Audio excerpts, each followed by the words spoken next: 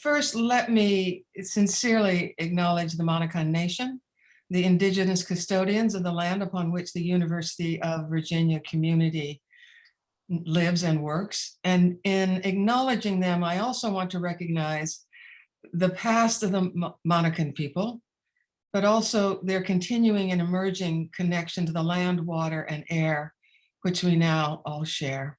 So with that acknowledgement, let me do one more thing, which I've been tasked with, I've been assigned, and that is to explain our title to you. For some of you, the word Lamanite is a new word, and it is indeed a new word coined by and unique to the Book of Mormon. It, as a consequence, has great religious significance to the people of the book, which are, of course, the members of the Church of Jesus Christ of Latter-day Saints, which originally and pejoratively were called Mormons, but generally today we speak of them as Latter-day Saints and try to honor their wish to use the entire name of the church when referring to them. But first, let me say that in terms of the religious significance of the word Lamanite, it plays a very important part in the plot of the book. Lamanite names of people who serve as one half of a stark racial polarity of light and dark brothers and their descendants, locked in generations of religious warfare. While easily and often read in terms of the conventional 19th century racist tropes or themes, the Book of Mormon plot undermines, though I hasten to add, does not cure, these same tropes by not only making the dark victorious over their light cousins. The Lamanites are also given a great religious destiny in the last days preparatory to Christ's glorious second coming. So both in terms of the plot and the theology of the Book of Mormon, this term Lamanite is a very potent term. And here is where settler colonialism comes in. The Latter-day Saints read their book onto the indigenous people they knew, not only as past victors lost from their true identity, which the Book of Mormon was designed to teach them, but as necessary partners to the Latter-day Saints themselves, if they were to fulfill their own commission to prepare the world for the second coming. However, with each westward step, and finally in settlements that stretched from north to south into Canada and Mexico along the Rocky Mountains, and in missions into the Pacific Islands, the Mormons were partnered also to the manifest destiny of American imperial conquest of those very Lamanites as they understood them to be.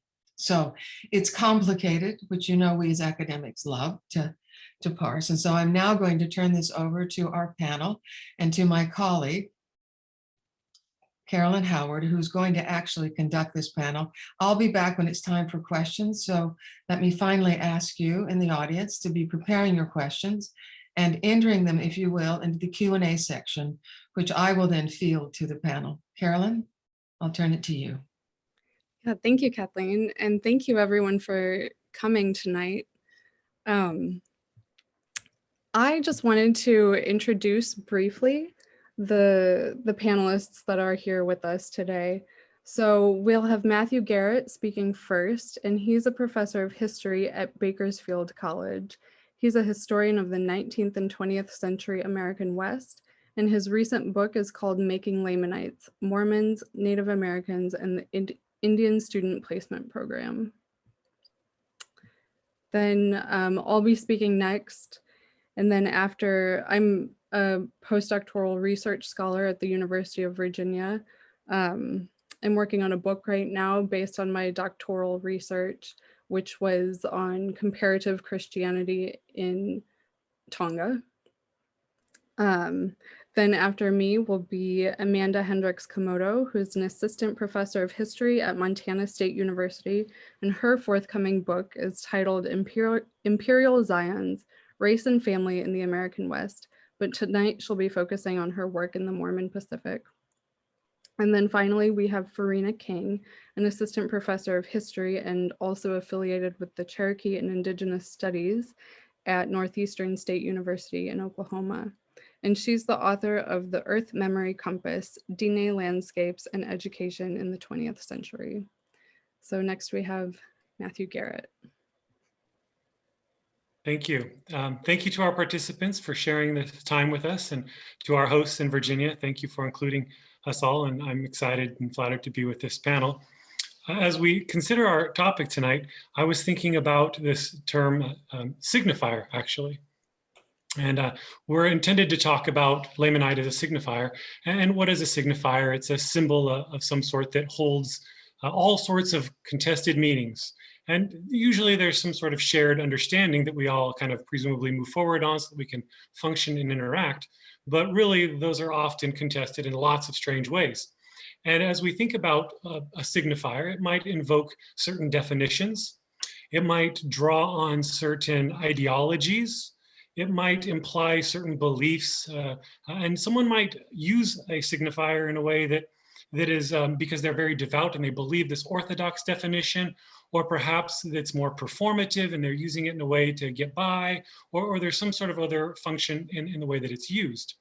And as we think about signifiers, I thought it might be helpful to look at a different signifier for a moment. We'll spend lots of time, I think, on Lamanite, but I want to look at this other term, settler-colonialism, as a signifier. What does that really mean? What do people intend by that, and what sort of background and ideology is invoked? And I'm not really one, I'm slow to say that I'm a scholar in Mormon studies. It's not my background really. I mean, I'm in there, but my training is really, my background is really Native American history and American West. And so when I think about it, I think about the rise of Native American studies in the 1990s, and this use of the word settler colonialism. It's really a new term. The last decade, it's gained a lot of currency, but the idea is not new necessarily. It goes back 90s and 70s and 60s. And I think about 1960s colonial literature from Fanon and Mimi and others who said that we have this unseen conflict going on, that there's an institutional colonization, that what we see as normal is actually erasing certain people, and that their voices are being neglected, and more than just being omitted, that these people's experience is being denied, that there's psychological trauma, that there's a whole interesting exchange going on that's not been paid enough attention to. And then through the 1970s and 80s, that gained more momentum. I think of maybe James Scott's book in 1980 something about the weapons of the weak, and how he talks about the hidden transcript. And there's really actually a whole dialogue going on that we had overlooked in the past. And so in a lot of ways, decolonization theory added a lot of value. And as we look at Mormon studies, it seems that many areas, including Mormon studies, maybe didn't quite pay as enough attention to Native voices as they could have otherwise done. And so it was important to bring these voices back to the center and draw attention to them and look at this hidden transcript a little bit. Ronald Walker, in 1992, I think, published his bibliography of all things Mormon, all Mormon studies. It was over 1,000 pages. It was very long. And out of those 1,000 pages, there was only 6 pages on Mormon Native Americans, which I think is telling, right? I mean, it says that Mormon scholarship's just not interested in those stories. And if you look at those 6 pages, most of it was 19th century, not 20th century. And I counted them up because I was curious. It was at a ratio of 28-1, which is substantially more interested in 19th century. And I think if we look at some of the literature in the last decade or two, that's changed a lot. I don't think that if the University of Illinois Press were to reprint that with an updated version, we'd have a lot more 20th century and there'd be a lot more, but it's still not where it could be. But more than just getting at inclusion, colonization has helped us to look at why voices were excluded. And I think of Amanda's article that she might refer to later tonight about drawing how certain identities, 19th century and traditional identities might be thrust on Polynesian people. Or I think of Jared Farmer's history of Mount Timpanogos and how different colonial stories are imposed on and made to look like Native stories.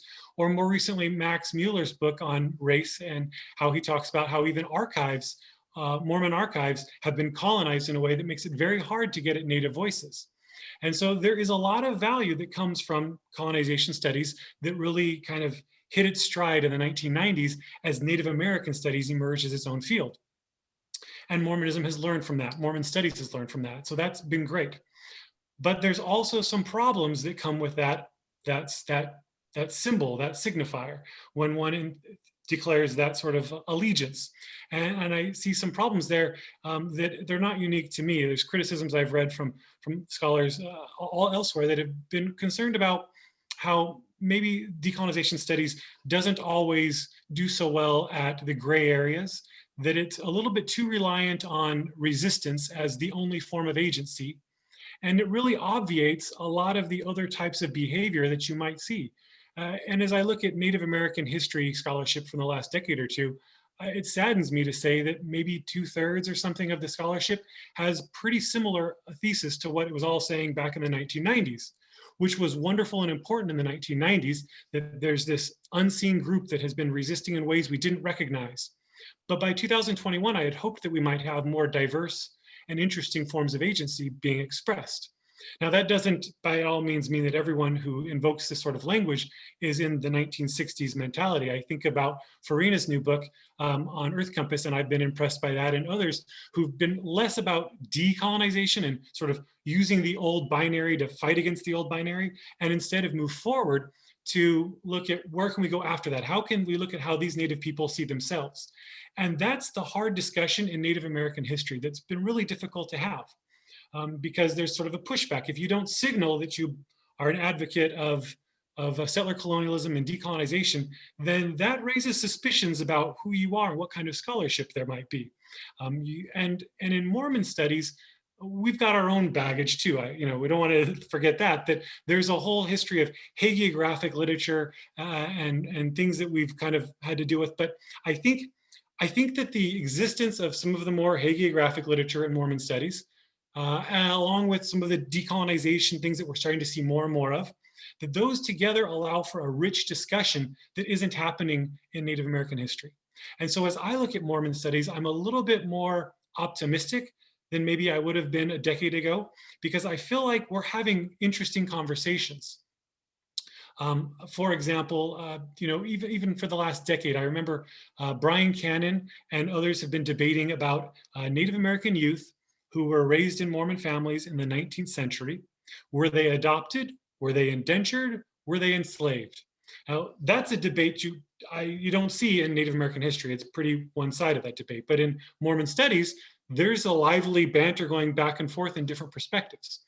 My own research has been on 20th century children, Indian children raised in Mormon homes, and trying to look at what was their experience. Certainly some thought it was a horrific erasure and colonization, and we can see those stories. But then there's others who had more complicated attitudes, and there's some who seem to have been very much supportive of that ideology.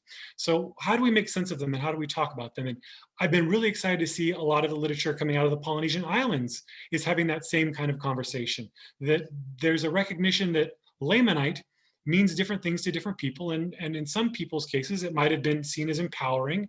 For others, it was derogatory. So that's an interesting conversation. And so as I look at Mormon studies, I think we really want to be proud that we have this interesting conversations, and hopefully we can help to inform what's going on in other fields in that way. Religious signifier, Lamanite is an interesting signifier, but so too is the use of this term and this ideology that we might approach the topic with. And they both frame the way we sort of think we know about other people's scholarship and what they think of themselves. Thank you. Thank you, Matt. So I just wanted to talk next. The question that's kind of framing what I'm looking at is, what purchase does this term Lamanite have with the people I study? And I mentioned briefly that my work is situated in Tonga. And so I'm looking specifically at Tongans who grew up there. So you'll notice that my work is kind of, it doesn't involve the diaspora at all, even though the Tongan diaspora is huge and really all across the Pacific Rim.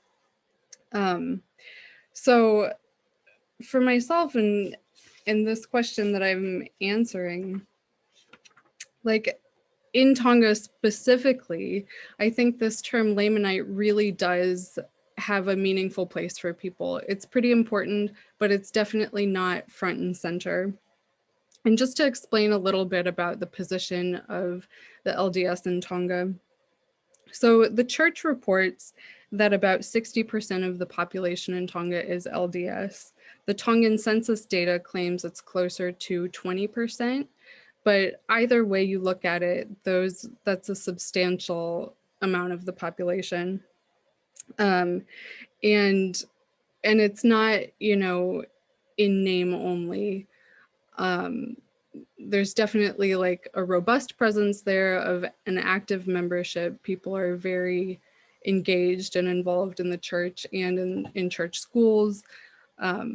A lot of the members study at BYU Hawaii and then return to Tonga to kind of continue their careers and build their families and so on.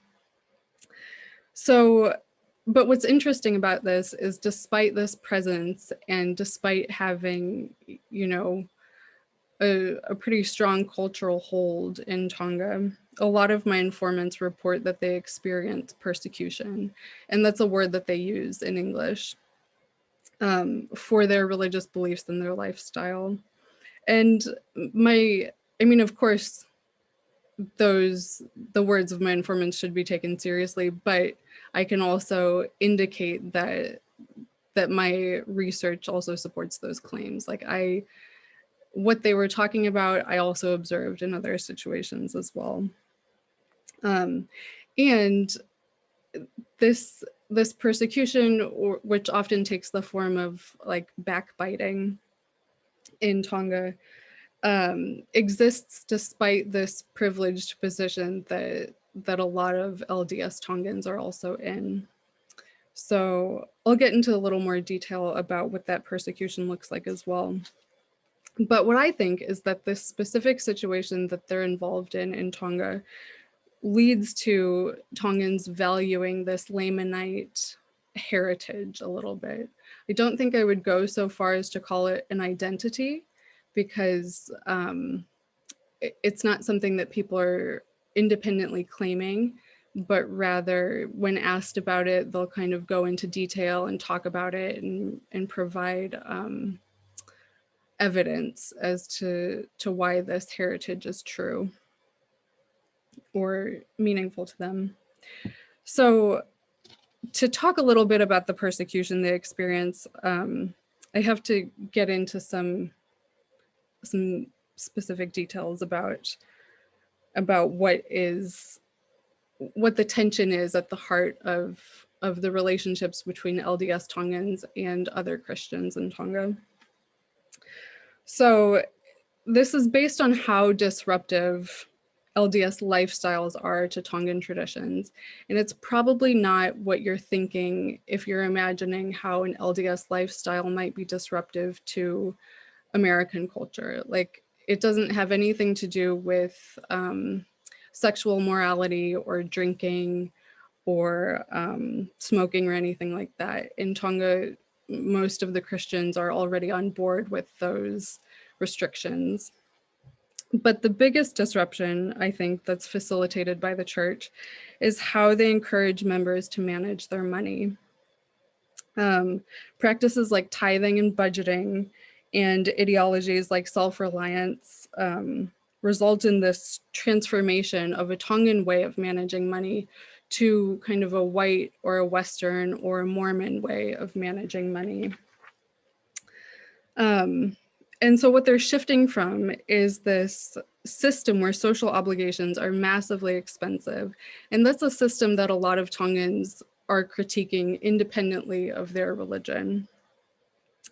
So this includes huge, absolutely huge donations to churches that far exceed 10% of an income, feasts for life crisis events or honoring people or church conferences, funerals, and then involving the diaspora, either remitting money or then within Tonga, kind of caring for relatives and any number of expenses that may coincide with that obligation. So, and this is not to say that the LDS Tongans don't participate in these, but the way they participate is different, and it's a little reined in possibly. So this shift that you see from traditional Tongan to Mormon ways of managing money causes a lot of tension in the families and in the communities. Because, for example, if you're paying for a family or a funeral and you're expecting everyone to contribute what you anticipate them to contribute or what's traditional to contribute, and then your newly Mormon brother is withholding his portion, people start to complain. And so this is just one piece, pretty briefly. It's a lot more complicated as to who and how exactly, like what the exact kinship relationships of obligation are.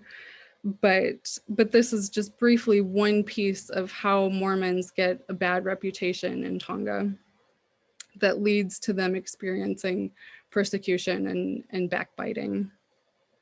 And then to return to this Lamanite question, I think because of this tension, LDS and Tonga are really keen to look for extra evidence that they're on the right path.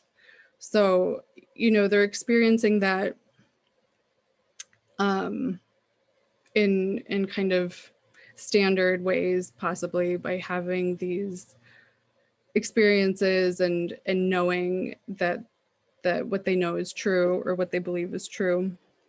But also this Lamanite heritage comes in.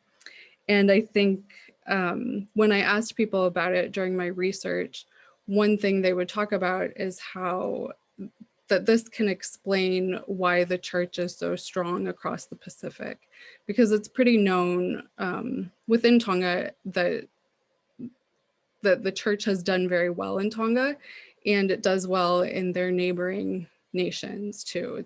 It does well in Samoa, in Hawaii, in New Zealand, and so on. And so they explain this because, they're saying that this is known to the Pacific people and that they're returning to something that is theirs. So I think, returning to an original way of life or a Christianity that is, not this kind of 19th century Victorian Christianity that the other churches tend to represent.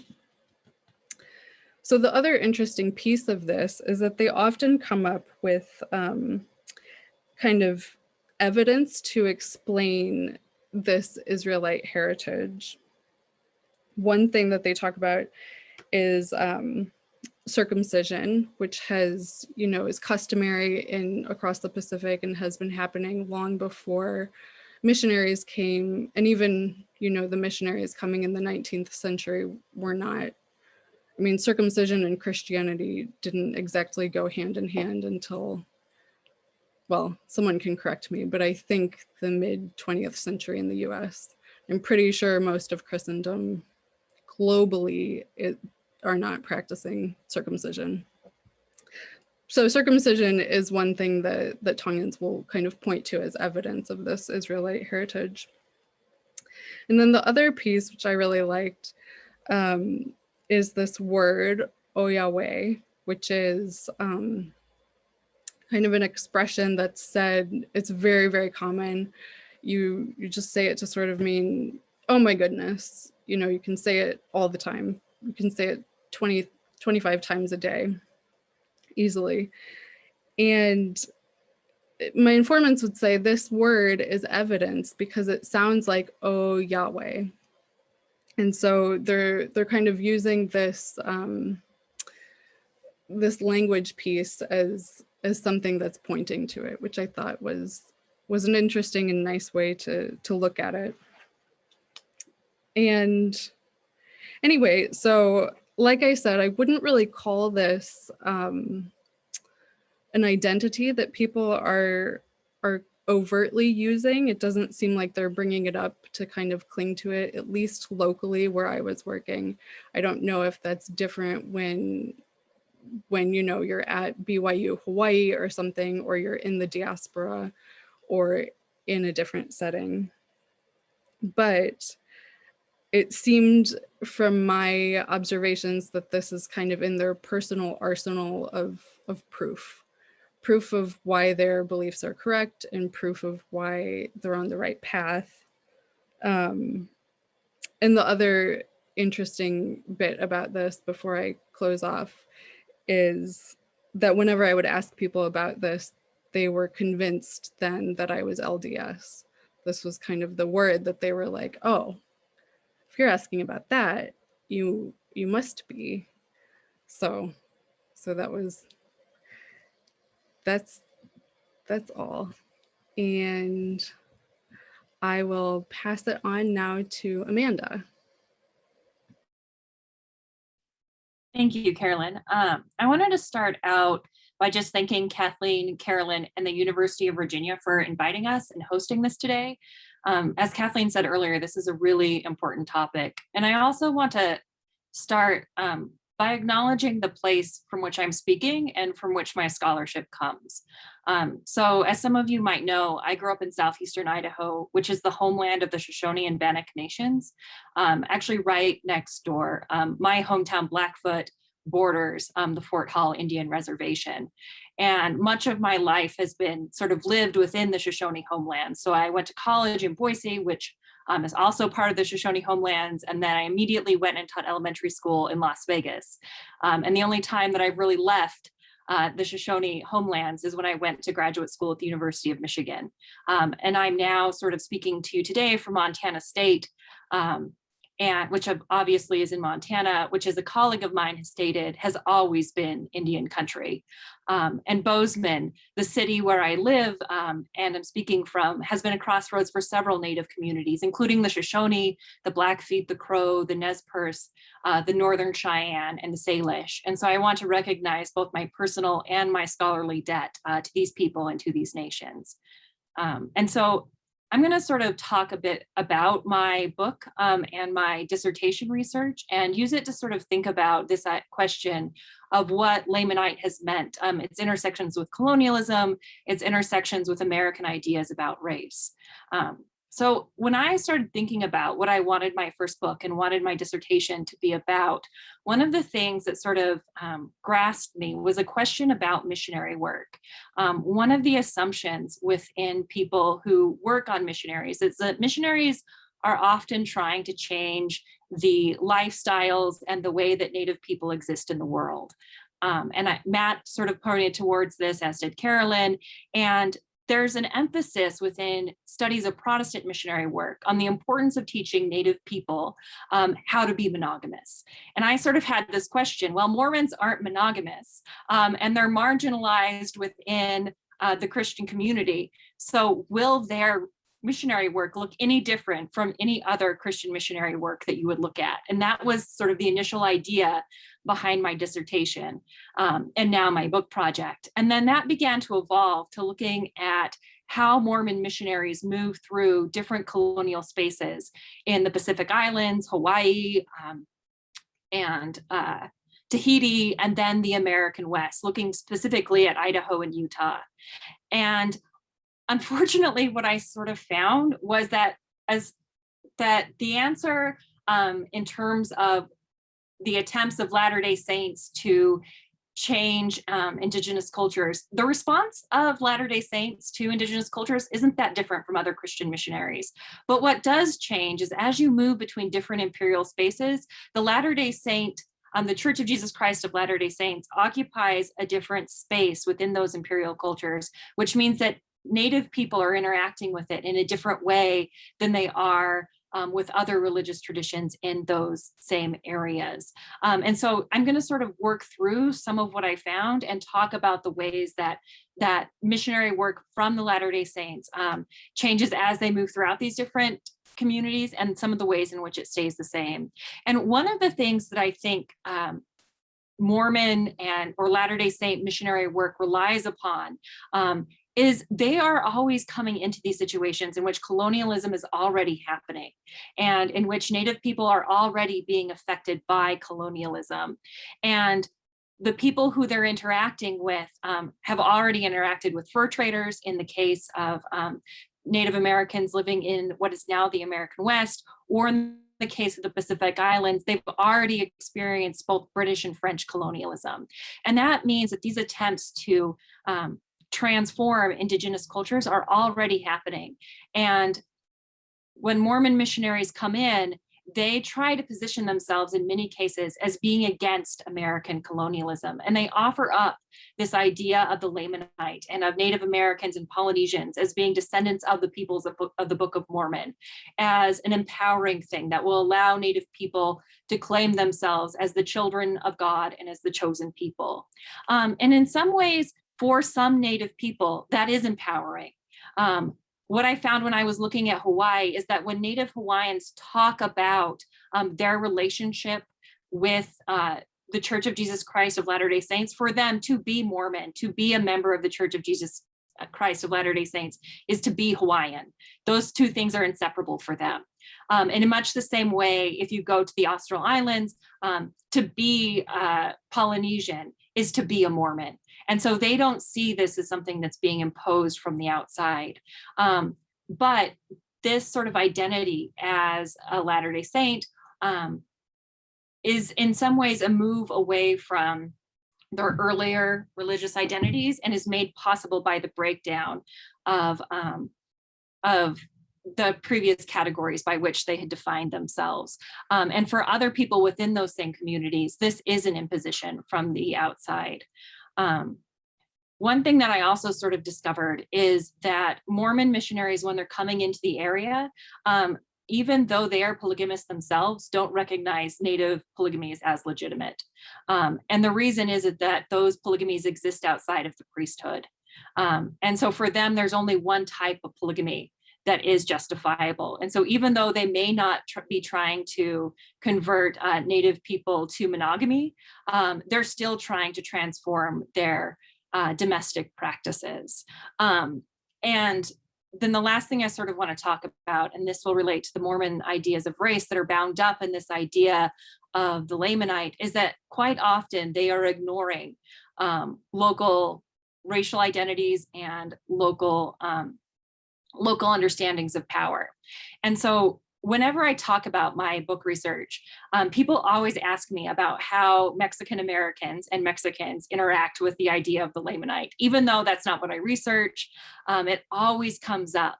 And the thing that immediately sort of comes to mind is whenever I've looked at those resources, the white Mormon missionaries are referring to everybody as Native. No matter who they are, if they're not English, they're Native, which is not the way that Mexicans themselves understand their society. So my great-grandfather immigrated from Mexico after the Mexican Revolution. And if you were to talk to him, he would always sort of emphasize the whiteness of his mother, that she had been sort of conceived but not born in Spain, that she had blue eyes.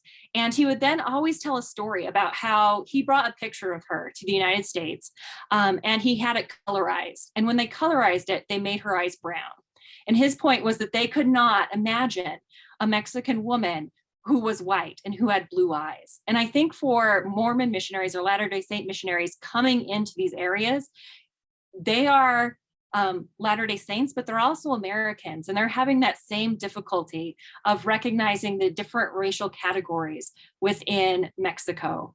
And so for them, everybody in Mexico is a Lamanite, but for people living in Mexico, there are people who are European, there are people who are light-skinned, there are all these different categories of racial being that just sort of get collapsed when the Mormon missionaries come into the area.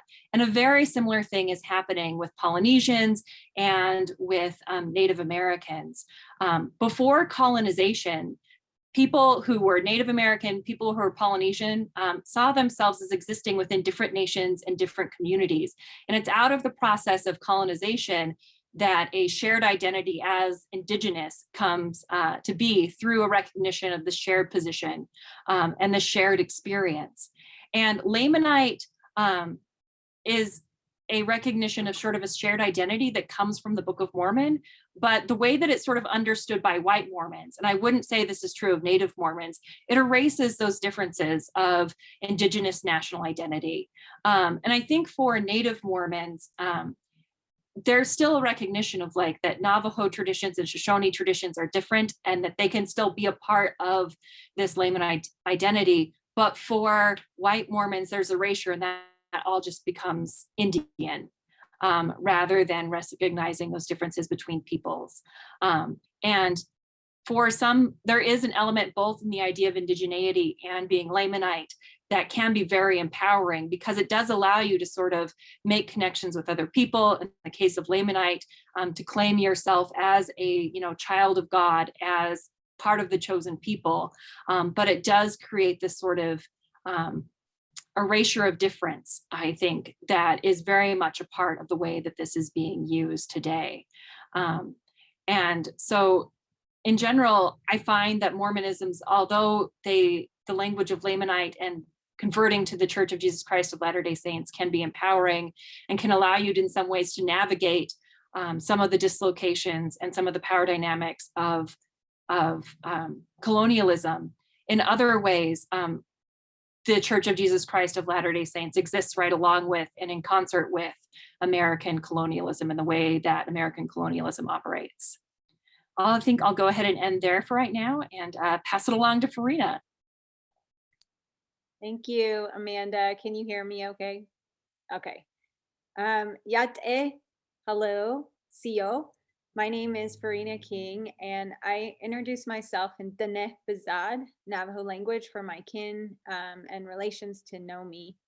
She'e bilagana nishle do kia ani bashishchin bilagana dashache do sinajani dashanale akot egoatsa nishle. I want to begin, and I'm glad that what Amanda said of that erasure that can happen with difference. And when I'm speaking, because I am a citizen of Navajo Nation, that does not allow me or enable me to speak for all Dene or to speak for all Native Americans or peoples who have been identified as Lamanite or who identify with Lamanite in one way or another. And I am really grateful for this opportunity to speak, to share the stories that I carry with me. But I would not be here without many people, scholars, public intellectuals, family, relations, friends in different ways who have shared their stories with me and who have shared their stories, research, and studies through their work. And there's many, that I cannot list them all, but some especially that have influenced me in interesting ways but especially are important to this work are folks like Dr. Jane Hafen, Dr. Elise Boxer, Gina Colvin, so many people who have been having these conversations and doing important work, Moroni Benali, Lacey Harris. So these are just from the top of my mind, but it's been powerful to hear from other Native American and Indigenous scholars like Hokulani Aikau and her book and many others that I am very grateful for their work and all the different approaches and perspectives that they bring to their work. And again, more work that's being done, and other people who are not necessarily named, right, with the letters behind their name, but the community members who I've interacted with, many other scholars who have paved the way with the research and the people that they have talked to. So I want to acknowledge that and say that there's also many who have stories and perspectives that they are carrying, and it may not have been able to been focused in any of these studies so far or in our experiences. So there's so much to learn, and I'm hopeful for future conversations that are so important, as everyone's mentioned already and reiterated. And so I just want to point that out too before I begin, because I come from a very particular positionality and I'm pretty open about that. And it's actually hard because it opens up vulnerability of my identity and who I am, where I come from, even my family, my friends, my close ones. And I don't want to put them in jeopardy or such things as belief and faith is very, very personal and precious and sacred, right? We're talking about sacred things about people. So it is really hard. And I was hesitant for And I often am and trying to walk on eggshells about how I talk about these different dynamics and understand and be respectful of different stories and experiences. One person's story does not cancel out another person's. And so my background is that I was born in Navajo Nation in Tuba City. My parents met at Brigham Young University, and they were converts to the Church of Jesus Christ of Latter-day Saints. And as I explained in my Navajo introduction, is we acknowledge our matrilineal line, and that I am of white settler descent on my mother's side and born for the Towering House Clan and Blackstreet Woods people on my father's side. So I've been drawn into research and history a lot because of my father and paternal side of the family, but it is interesting and something I'll come back around to in this discussion about Lamanite, because to me, this is about family. This is about kinship. And it is, as Caroline brought up, heritage, but it is about identity, because your heritage is something you think about of who you are, who came before you, whether you're conscious of it or not. And we try to figure that out, that golden question of who are we? Where did we come from? Who came before us? Even if we're not asking that question explicitly every day, it is really important to us. And so for me, I've often wondered, about both my parents. How did they meet? And my father is quite a storyteller. And I talked to him just before this panel too, so I'll be bringing up a few of his stories, and he was just cracking me up. I wish I could share the same humor, but again, it's like, I don't think people will get it. But anyway, you might. But in my experience is that I was able to be a part of the Latter-day Saint Oral History Project with Jesse Embry, who was Associate Director at the Charles Redd Center. And I was, at one point, when I went to Brigham Young University, I was crowned as Miss Indian BYU. And I was wondering, how did this pageant start? What did this mean? And then I started to learn. My father, when he went to BYU, they had a Lamanite week, and they had this Tribe of Many Feathers club that I later became a part of. So I had a lot of questions about, well, what are these groups? What are these different initiatives or these histories? And even though I didn't really think much about Lamanite, that identity, I didn't really see myself as that or anything. My father, he did, and it's not that he would talk about it a lot, but I knew it was there, and I started to know more about this history. And that's something I want to emphasize too, is the context really matters when we talk about this, because I'm coming from a place of Dene experience, and one as well from my particular positionality.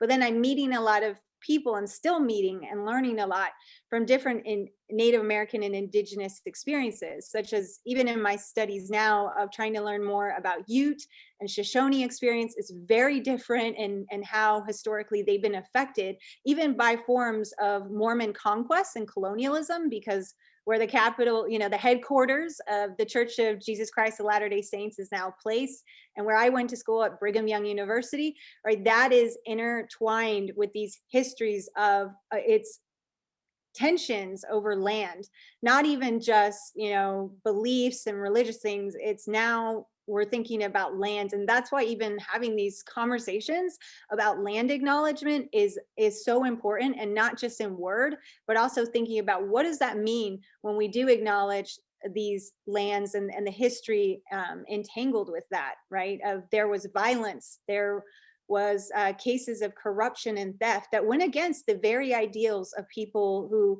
claim to be followers of Christ, loving one another, and that all people are children of God. There were forms of dehumanization. And that's where a term like Lamanite, it was used like how Indian or even Native American, it's how it's used in what context where people take it and use it to dehumanize or other, frame someone as the other. But it can also be appropriated and used, as Amanda and Matt and Caroline, all of you have said as well, of actually an empowering term in a different context. And that was one for my father when he said growing up, he did not think of himself as Lamanite. He didn't even know what that meant. And he didn't really know until he went to Brigham Young University, not as a member of the church then. And he met other Native Americans, and it kind of became an identifier, not only with other Native Americans, but other people with ties to indigeneity in one way or another, such as Pacific Islanders and Latinx peoples, and that they connected in a way similar to a pan-tribal identity and dynamics there that he was talking to me about. And when I've talked to my dad about Dene teachings, and there's a book that features Jim Dandy about Navajo tradition and Mormon faith that was done with Robert McPherson, where it's someone who navigates, these multiple layered identities of when you are someone who is Dene or Native American and then embraces the church and its teachings, how they see those teachings together, and it's not like they are shedding or withdrawing from one. And when I was talking to my dad, he's taught me about blessing way teachings of Dene, Hajojik Ego, Nanit in, such as Ke Huenzin, which means to focus on teachings such as be generous and kind, and acknowledge and respect kinship and clanship. That clan and family are so important. And as I've realized from oral histories that I did and different experiences and insights that I've had, there are some Dene, especially, and other Native Americans, diverse Native Americans from different tribal nations and indigenous communities who are believers and see Lamanite as an added form of kinship that Amanda, I think, was evoking as well, in terms of being children of God, and that it actually aligns with indigenous teachings of recognizing all beings as descendants from holy ones, from holy and supreme beings. And that's something, even in Dene, we say we are the five-fingered beings, and there's that common humanity, but even a connection in interrelationships and interconnectivity with all things around us, whether human or considered non-human. So this is often a question about, though, belonging and not belonging too, that there's the church, and then entering this church and this concept of Lamanite that's introduced. And it was interesting that just in January 2021, a friend who was a family friend, because she met my dad at BYU, and she's a Caddo, a Native woman who is now a distinguished psychologist in Oklahoma. Her son, she told me, had written a piece for the Liahona, and his name's Inist Sipes, and he wrote, "Could I honor my heritage as a descendant of Lehi?" And that just recently came out. So it's also interesting, as my training as a historian, to see this term changing over time, not only in the context of how it's used, but now we hear more descendant of Lehi. And again, that's evoking the sense of what's our family, where's our kinship come from. But in this Liahona article, he had written, I had falsely believed that I had to choose between my American Indian heritage and my identity as a member of the church. And then he had shared how he was reading the Book of Mormon and came across Nephi, 4th Nephi, chapter 1, 15 to 17. And I think there was some reference to this before, of the quote of, after Christ returns and comes to what is identified as the Americas, or perceived that way, that there were no manner of ites, but they were one, the children of Christ and heirs of the kingdom of God. And then, so I was thinking about this and the conversation that I had with my dad today. I know, oh my goodness, there's so much to talk about, and I'm seeing my clock going, so I'll try and wrap up quick. That I was talking to my dad today, and he remembers how he was helping with Lamanite Week. When on BYU, they'd have different activities, programs, a powwow, different events, but they called it Lamanite Week. And my dad said it included all people of color, except African Americans. So that's important as well, right? That Hoko Aikau, she brought up in her studies, and others have, Max Perry Mueller was quoted of that exclusion and inclusion and different dynamics. So I wanted to point that out. But my father says we were proud of being Lamanite then. And he noted that there were gender differences too, of how he noticed, at least he was noticing differences in gender.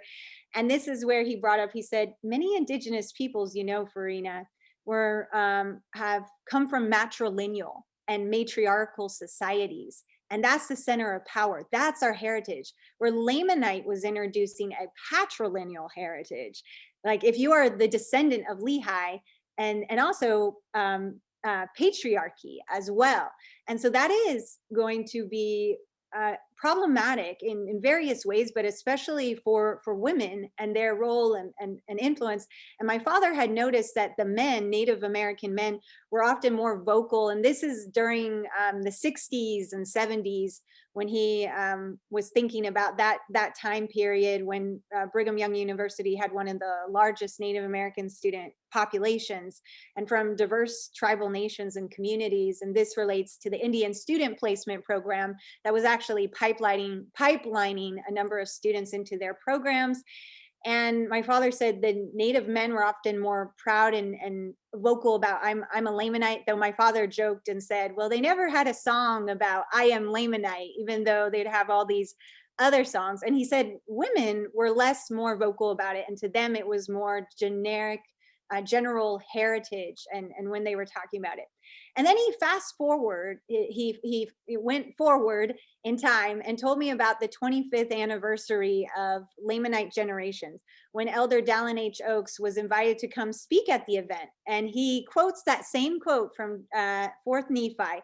And he tells the group, who are mainly consisting of Pacific Islanders and Latinx communities, he tells them, well, there's no ites anymore, so we are no longer having Lamanite generation. We're going to change this. And my dad told me there was outcry, that the different groups said no vocally, and they were really visibly upset. And he kind of jokes, well, he probably should, but he said, and Oaks left, he didn't even eat, and he was escorted by his police entourage. You know, the way he was portraying the scene of this kind of tension, you know, that was going on, and how the responses, these negative responses, were almost these feelings of abandonment and disillusionment. So it's interesting of how, you know, what are the balances of these terms of identity, belonging, inclusivity, and then absorption, or is it coming together, or is it conformity? Because Oaks, when he was using it at that time, that, you know, reference of no manner of ites, he's saying, well, we're trying to get away, you know, we're all the same. But then he actually was starting to motioning at how the church was disbanding different, especially Native American serving programs. And that's something that George P. Lee, who was a member of the 70, had different tensions about as well, though he was excommunicated, and that's a whole another story there. But lastly, this quote, going back to Inist Sipes' quote, is his piece, is he said, I had confused assimilation with conversion. I had falsely believed that in order to be a faithful Latter-day Saint, I had to shed one part of my identity and embrace a new one. But the reality is that what needs shedding is that which separates us from God. So much to talk about here, but I think that gets back at that question of, even within the church, there are tensions and debates about how we understand these terms, how do we live them, how do we relate the scriptures, how do we interpret them, and then, you know, the history and dynamics of these systems, such as colonialism, and what that means and the ongoing legacies of them. So thank you, Ayehet, and I look forward to your questions and encouraging and ongoing conversation. Great, thank you, everyone. I think we'll pass it back to Kathleen, who will handle the questions now. Thank you, each of the panelists. I thought I really appreciated the differences in your response. We have 3 or 4 questions. This means we're going to run a little overtime, if that's okay with the panelists, if you can give us another 10 minutes. For those of you in the audience, we'd understand if you have to go, though I think it's going to get very interesting hearing the questions as well. So, but thank you again for coming tonight. And if you can stay, I would appreciate it. So the first one comes from Jennifer Graber, in her own right, a great scholar of the questions we're raising tonight, especially about the state of the field in Native American and Indigenous studies. And it's for you, Carolyn. I think you can read it in the Q&As, but for the sake of the audience, it has to do with a comparison of Tongan rhetoric of return to those of other groups in American religious history, like the Black Israelites, who are Black Muslim groups, the Latino Muslims, et cetera, and asking Carolyn has she had any thoughts about comparing those? Yes, I actually did. And I was glad to see this question because I was constantly thinking of Black Muslims in particular. I don't know as much about Latino Muslims at all, but Black Muslims and, earlier Nation of Islam as well. And, all of the scholarship around the evidence pointing to how enslaved people were likely Muslim when they came to the US, and that being just such a compelling argument for people to convert from Christianity, often from Christianity to Islam. And I mean, it really was one of the kind of guiding thoughts with my research as well, because I went to Tonga actually to study the LDS church there. I wanted to study it, and I looked up the statistics around the world, and that 60% was just striking. I had to go for that reason, basically. So this was kind of constantly motivating me, and I expected to see more of a language of empowerment, I think. And it's possible that it's just where I was, that people weren't, where I was and who I am, that people weren't, talking so openly about that. And I wonder if it would be a little different in the diaspora if I had done, any kind of comparative work, or if I do a future project with the diaspora. But, yeah. Thank you, Carolyn. Stephanie Griswold asks whether you have reading recommendations for her. She notes that Amanda mentions the frequency of questions about Mexican, Latin American Lamanite identity. And do any of you have reading recommendations on that subject? We were unable to expand the panel. We're obviously having trouble with time tonight, but we do hope in the future to have such a panel, including Latin and South American scholars on this question.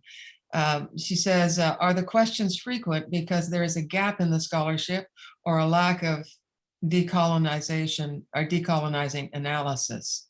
So reading recommendations on Mexican American Lamanite identity. Anyone have any thoughts? I would strongly recommend Aliza Pulido's Yes. book through Oxford Press about Baptista. Yeah, and so that's a great place to start. And Jared Tamez co-edited with Dormadi's Just South of Zion, has some pieces there. But absolutely, I remember Jared when we were in graduate school together. He actually was one who proposed saying we need to have a symposium about Lamanite identity and such. So seriously, there's so many different angles to this and aspects. And Angelo Baca, who's a Navajo Hopi filmmaker. It's not reading, but he made a film called In Layman's Terms, and he interviews peoples throughout the United States, including missionaries and those more critical and such. So that's another reference I wish I had brought up too. Amanda? Your mic isn't on, Amanda. Off, can you hear me? Yes. Okay. Yeah. Suhey Vega has not published her book yet, but she is a scholar who has been working contemporarily with Latter-day Saint Latinx people. And so, and I know she has a couple of students who are working on similar topics. So she's a person I would look out for and get in touch with if you're interested in that. Okay. This other question comes from Cynthia Connell. She says, how would the panel respond to the idea that the charismatic traditions of the Latter-day Saints are open to indigenous ideas of gaining knowledge via dreams, visions, oral history, whereas many other religions view these traditions as a superstition. I think we would benefit from adding to that, how do the indigenous people themselves look at what the European American Latter-day Saints are doing in the name of indigenous religions? So both, if you would respond to both those questions, both the acceptance of these other practices and the characterization of those practices by people not of the tradition. I just want to say hi, Cynthia, and to folks we recognize there. Also, what your question reminded me of is, I think I remember we were in another panel or an event listening to Darren Perry and his recent book that came out about Bear River Massacre. And he talks about the dream of one of his ancestors and how that's remembered, or is that kind of seen as myth or legend. And I remember that question coming up of, do we acknowledge, you know, that dream? And that was actually something that has frustrated me in academia, is almost studying a people like in a petri dish instead of being open to, like, this is their experience, this is how they're viewing it. So I think it's not even just in the context of how the church relates to it, but I think of in general how people study and talk about dreams, revelations, visions in a way that isn't you know, dismissive or condescending of what that means to a people and their story and their history as well. But that's what I wanted to mention. Your question reminded me of. Yeah, I would add, I don't, I remember reading, I think it was George P. Lee's autobiography, where he talks a bit about, you know, the Navajo word for spirit, which I don't remember off the top of my head, but he overlays that with, you know, the Navajo word for spirit or wind or force that's behind things, and how that ties to Navajo belief systems. And there's a very real effort to synchronize. Now, that doesn't get into visions necessarily, but I think that discussion of synchronizing spirituality is really interesting. I tread lightly in that area because I don't necessarily want to know a lot about Native spirituality at a level that would be necessary, but I do think it's an interesting angle that I want to see more work on.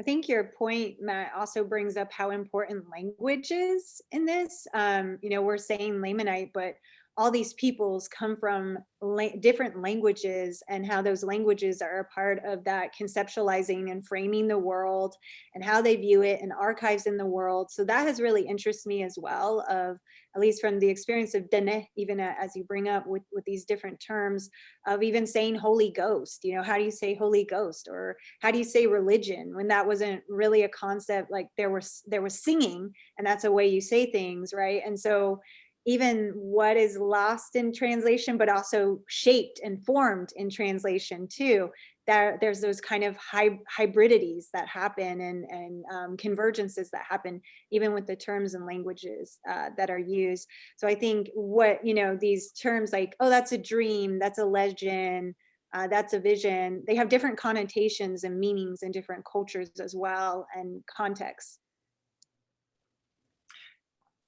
I wanted to add, if I could, that I don't, so I think we also need to think about what is being accepted by the Latter-day Saints and what is not.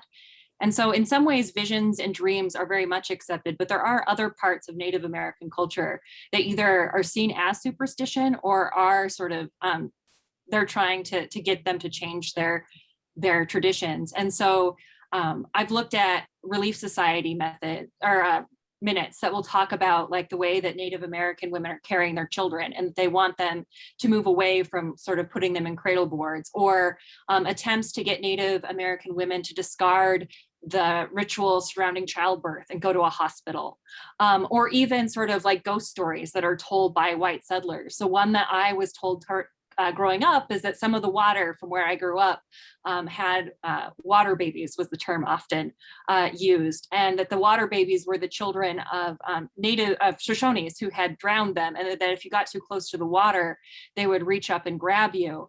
And it was only as an adult that I found out that not that particular story, but there are Shoshone beliefs about, you know, the water that would sort of relate to that particular story that have been distorted and then retold through a white settler lens. And, you know, growing up in Southeast Idaho, I would say that the people of Blackfoot and Pocatello view a lot of the traditional Native practices surrounding burial that are still taking place on the Fort Hall Indian Reservation as a form of superstition. And so it's not complete acceptance. And while as some of areas of Native religion are accepted, others are viewed as superstition and as things that need to be wiped out. And in the Hawaiian Islands and Polynesia in general, the use of kava is highly controversial within some communities. And so we need to keep that in mind as well. You know, Carolyn? on that same, if I Sorry, may. go ahead. On the same line, you know, there's looking at the placement program and the way the Indian students were put in there and what sort of cultural expectations were permitted and what weren't. And there was this sense for some that it was reinforcing culture, but you know, you look a little closer at what's being reinforced and some of the more, I don't know, like silversmithing, that's something you can be proud of, but your dances, we need to be a little more suspicious of. And I remember, you know, there was the big dance controversy at BYU when I think it was Paul Felt there was concerned that some of these dances might be a little too pagan and not Mormon enough. And so there's a real thin line about which things are permissible, which can be rolled into Mormon theology and which seem to be exclusionary and you can't allow. And who gets to make that decision can be an interesting debate.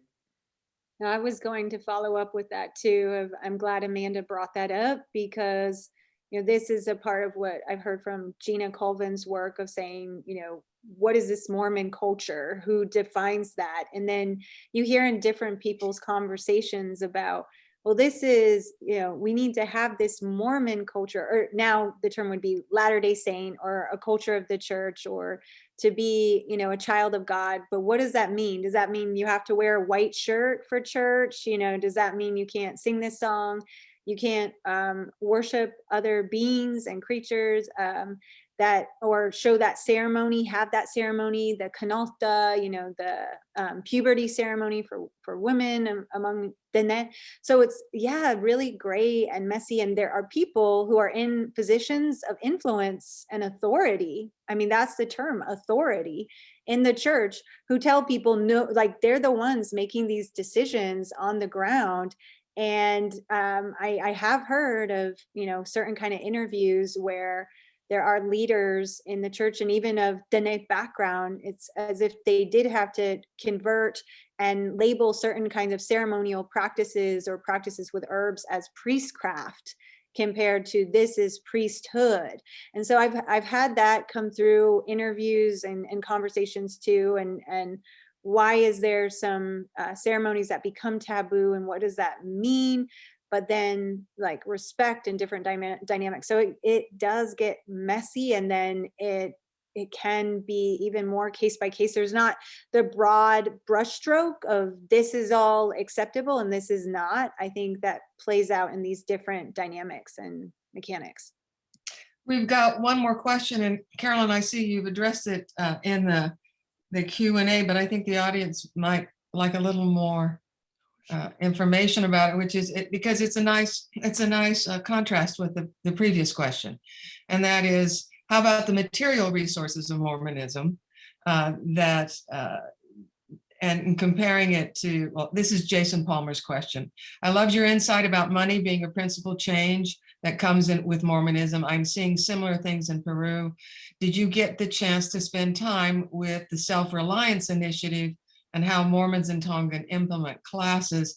And then this general question, I think, is the one that I'd be interested in hearing from you, Carolyn, but others as well.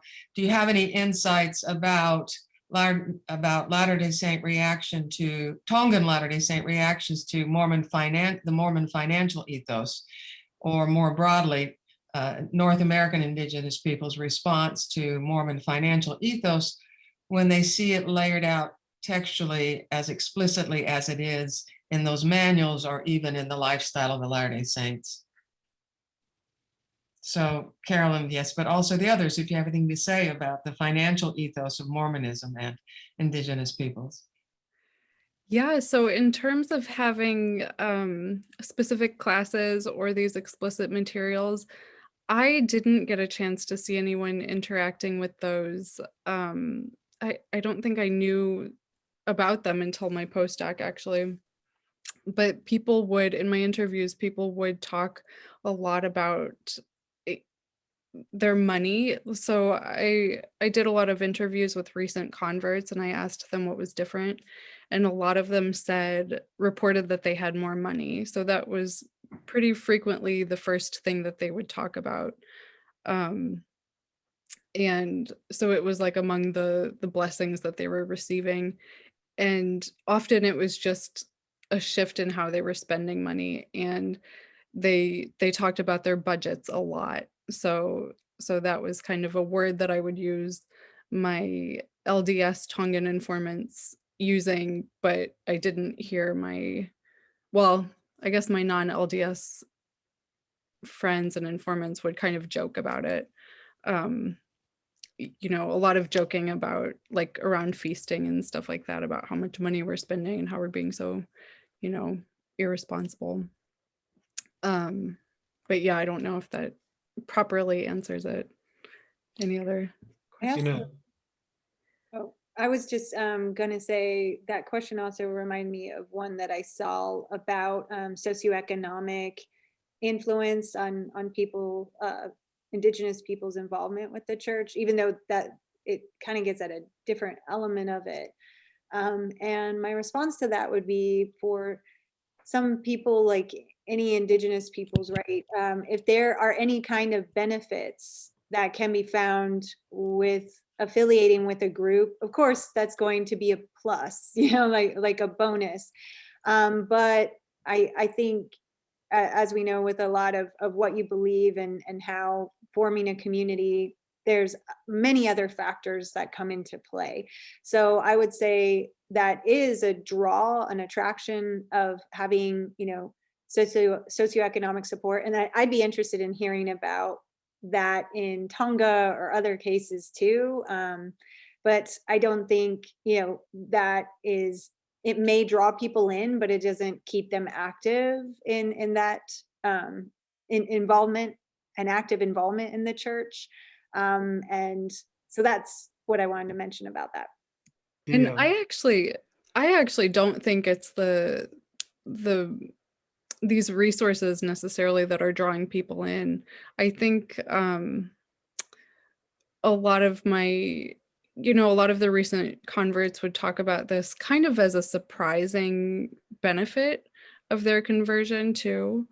And I'm pretty skeptical too when people, or I guess I bristle when people immediately say, like, oh, they've converted because the church looks so rich, or because all the Mormons are so wealthy. Like, I think there's so much more going on with it. The 1980s, the presiding bishopric did a study that looked at the placement program and tried to sort of prove its efficacy. And one of the things they looked at was finances. And they argued that a lot of the former placement students were having better paying jobs, more permanent jobs. And so there was a lot of socioeconomic value, they thought, but there's conflation of spirituality and your people who are living in a different environment now. But also I thought interesting in that report were some of the trade-offs. There were higher rates of divorce and other issues that came with it. And so sometimes what might appear to be a perk may be tied to other cultural factors that are going to be detrimental. So I have a slightly different perspective as a 19th century historian. I'm going to fudge on I'm going to be hazy about some of the details here because I don't have the document in front of me. It's a document that I cite in my book, but there's a report in the Deseret News about a procession that the Latter-day Saints organize in Fort Supply, which is, I think, now in Wyoming. And they have 3 men who are Native American participate in the procession, and they carry a banner that says, like, "We shall yet be white and delightsome," which raises a whole bunch of questions about how these men would have understood, like, this banner that they're carrying. And then at the end, the men give speeches, and one of the men's speeches, and obviously it's being reported by white settlers. It may or may not have been translated. I don't know a lot about sort of what it actually would have looked like had you been here, but the newspaper reports that one of the men got up and sort of gave a speech about what it meant to be a Latter-day Saint, or to at least what it would mean for him to sort of ally with the Latter-day Saints. And he mentions sort of the Book of Mormon. I think I'd have to check on that, but he also mentions that his children and their families are going to have food. And I think sometimes in the 19th century that people are grabbing onto this entire vision of what the future is going to look like. And just like, because that vision involves prosperity for these people and involves like a change in life, doesn't necessarily mean that that conversion is any less real or any less true. For them, I think they're thinking about the future and what their future is going to be like. And part of that is probably about the Book of Mormon. Part of that is honestly probably about farming and agriculture and adopting this new lifestyle. And part of it is probably this vision of prosperity. And if you look sort of at people's visions of what life is going to be like after, you know, the second coming, if you believe in that, a lot of that is also about prosperity and happiness.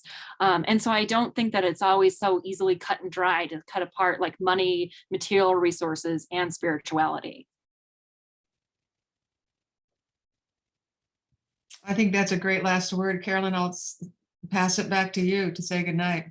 Well, could I add one last thing that I forgot to mention, is that there are also not only studies and publications, but blogs and different podcasts and such as well, that are great resources right now that I didn't get a chance to mention. So like Sarah Newcomb's Lamanite Truth, she's Sissham, Alaska Native, and there was a podcast with Mormon Stories, an episode including Sarah, Angelo Baca, and Sheldon Spotted Eagle, I believe. And then there's even a podcast called Tribe of Testimonies, featuring voices of Latter-day Saint Native Americans, started by a Dene woman and BYU alumna Andrea Hales. So there's these different other kinds of sources that are multimedia as well, that get at these kind of questions all the time, and experiences from different people. Those are the ones I know of, Native American voices, but I would be interested in finding out what is there in the Pacific Islands and Central and South America. Yeah, thank you. One thing that I wanted to mention to everyone who's still here is that we really want to put together a bibliography, and I love adding non-scholarly sources to bibliographies as well. So I think it'd be great to have a section of each as along with that. So I just wanted to thank everyone again for participating, and everyone who came in attendance for your great questions and for coming tonight.